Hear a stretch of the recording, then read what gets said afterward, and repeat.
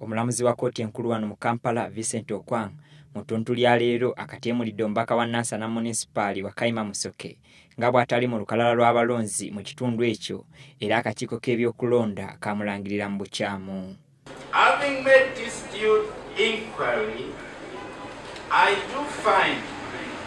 and I hold that the first respondent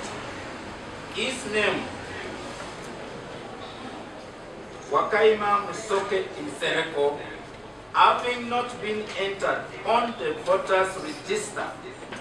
for Nansana Municipality Constituency, Wakiso District, is not a registered voter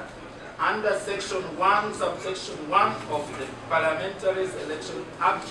for purposes of the 18th February 2016 election, and accordingly, he was therefore not duly nominated and consequently not duly elected as a directly elected member of Parliament for that constituency under Section 63,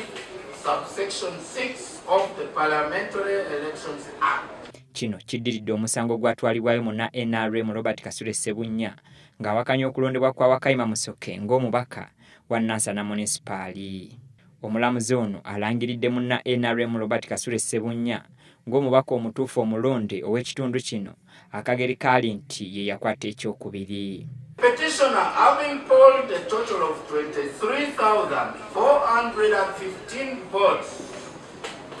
as against the first respondent's 25,053 votes, and coming second in that election,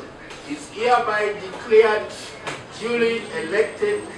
as directly elected member of Parliament